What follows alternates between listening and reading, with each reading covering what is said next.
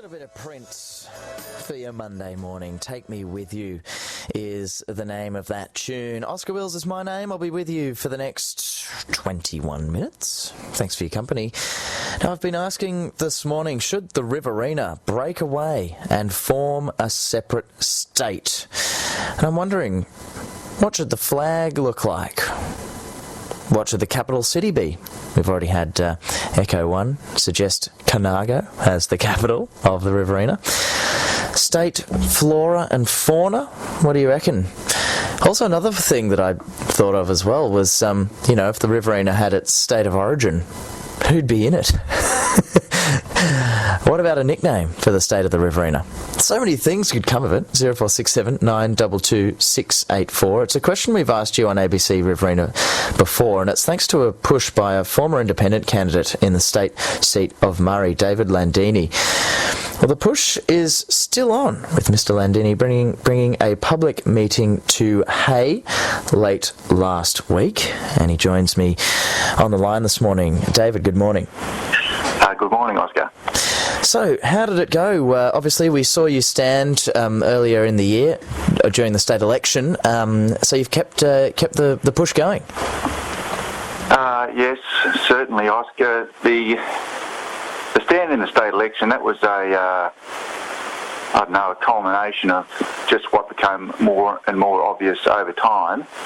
But the stand in the state election, I obviously didn't get elected, but I did get a significant number of votes. But the stand in the election was only part of the process to, number one, the first thing, to bring the problems of the Riverina to the fore, and also what I consider the only solution to those problems, and that is to form the Riverina into a state separate from New South Wales. So the state election, that was part of the process, and the process continues, certainly. We had a meeting in Hay last Friday. That was very, very good. It wasn't actually the first one. There was one previously in Deniliquin a few months before, and then there was also one in Barham as well.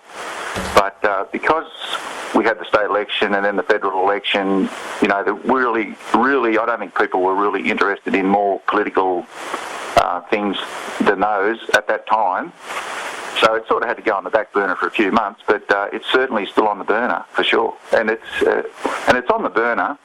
It'll stay on the burner until it actually occurs, because it really is essential for the people in the Riverina to separate from New South Wales.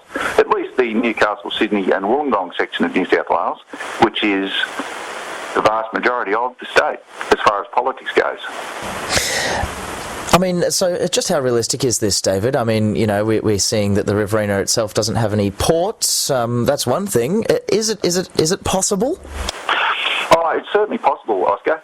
And if you go back in history, when Australia was federated back in 1901, that was only 40 years after Queensland separated from New South Wales, and only 48 years after Victoria separated from New South Wales.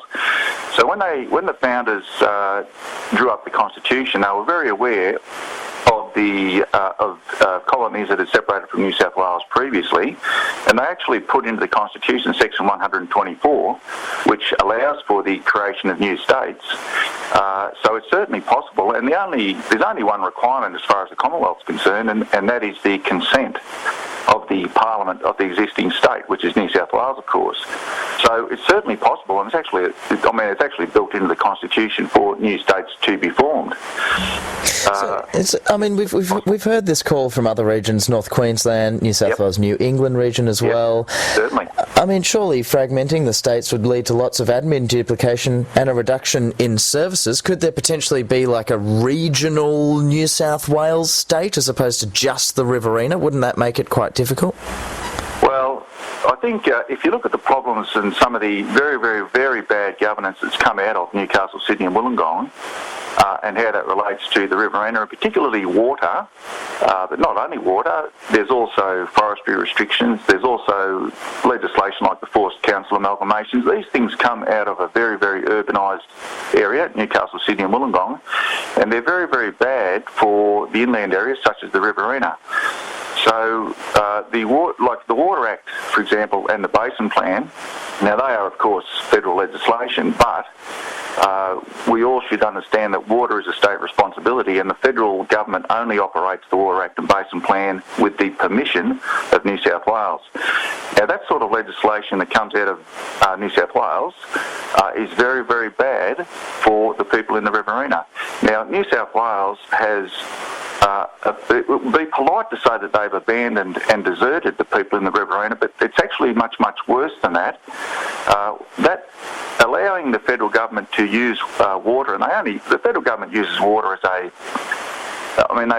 present it as an environmental issue, but it's not. It's a political issue, and they use water to try and gain votes in urban areas in Victoria, New South Wales and South Australia. But that's fine for them, and they can go home and sleep happily with the kind things they've done for the river. But it's the people in the Riverina that actually pay the price and suffer the consequences entirely. And that sort of legislation, and that's not the only legislation, but that sort of legislation, to me, demands that the Riverina has to take responsibility for its own natural resources and its own people, and provide the necessary governance that is good for those people, because it's certainly not coming out of New South Wales, as in Newcastle, Sydney and Wollongong. Oscar. So, David, isn't this then about water legislation as opposed to the states' rights and boundaries? I mean, water, as we know, goes across many states. Wouldn't this just add another voice to the din that people are fed up with? Oh, it certainly would. It would add a very, very, very big voice to the din. It would. What would happen for certain is that the Riverina would claim its right to administer water within that area, and that's a right that's guaranteed in the Australian Constitution. Of course, Section 100 clearly states that water is the responsibility of the states. A Riverina state would claim responsibility for all the water within that area, and of course, all the irrigation in New South Wales.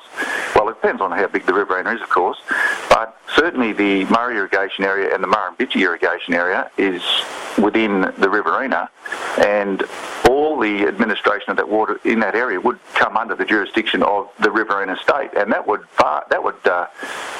the highest claim to water in the country, guaranteed by the Australian Constitution. But it wouldn't change the restrictions of the Murray-Darling Basin Plan and demands of South Australia, would it? Which is also a state?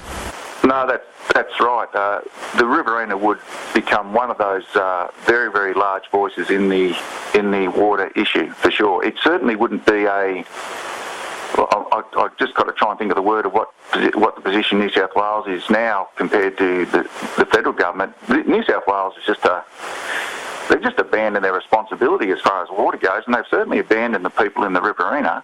But I'm sure the Riverina state would very, very surely reassert its right to govern the water within the area under its jurisdiction, certainly, and it would negotiate with the other states, with Victoria, South Australia, and New South Wales.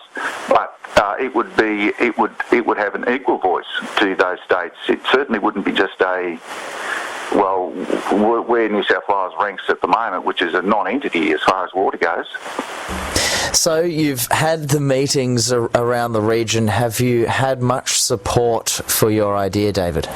There's a lot of support. Yeah. Look, it's hard to judge support. Pretty well everyone I talk to says, "Gee, that's a good idea," and then it's followed up by a lot of people "But can you do that?" That's generally the response I get from everybody. That's a really good idea, and it certainly is a really good idea. And at the moment, it's a case of just getting the word out there that yes, this is a good idea, and everyone I've spoken to says this is a good idea. But it's to get the message out that is this possible? It is certainly possible, and the real requirement is public support, and with public support, it'll certainly carry, and that's the process I'm in at the moment, and myself and a few other people, very interested people, and money as well, I suppose, is another thing that might be needed. Yes, Oscar, that's an issue. Yep, that's always an issue, but there's a lot of generous people around, and there's been indications of money. That won't be a problem. That will come. That won't be an issue at all. Well, David, thanks so much for having a chat to us this morning on this issue, and I suppose the push will continue. Can I just mention one thing, Oscar? Yes. What we have to realise is that because New South Wales has electorates and members of parliament based on population, since the Federation of Australia in 1901, there's been a steady progression or a degression of electorates and seats into the Newcastle, Sydney and Wollongong area. And just for example, your previous speaker, Steph Cook, now she's the member for Cootamundra.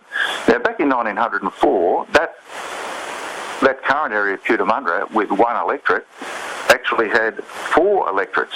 There were 4 members of parliament from the area of Cootamundra where now there's only one. And Murray, where I'm from, the electorate of Murray has 1 member of parliament now. Back in 1904 it had 2. And Barwon, it has 1 member of parliament now. Now Barwon takes up 47% of the area of the whole state.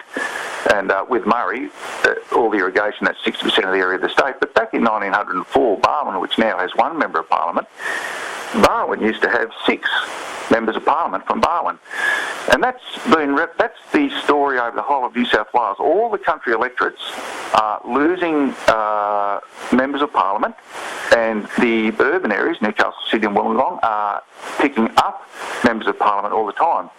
And it's just reached a stage where the non-urban areas of New South Wales really have no influence in New South Wales politics at all. We in effect have no say in the New South Wales Parliament. We have Barwon and Murray, as I said before, take up 60% of the area of the state, but only have 2.1% of the members of Parliament. Now, that is not representative. Democratic purists might say, well, that's the way the population goes, but that is the way the population goes, but it's certainly not representative. And it's certainly reached a stage where, it's not representative. If people, the Newcastle, Sydney and Wollongong population want to insist that, well, that's how it is and too bad, Buster, well, no, that's not it, no. And there will be a better solution, and Riverina State is that solution. David, thanks so much for having a chat this morning. Thank you, Oscar. David Landini there, former independent candidate for Murray, and still going, pushing with the idea to separate the Riverina from the state of New South Wales. Peter says, well, the Riverina now simply refers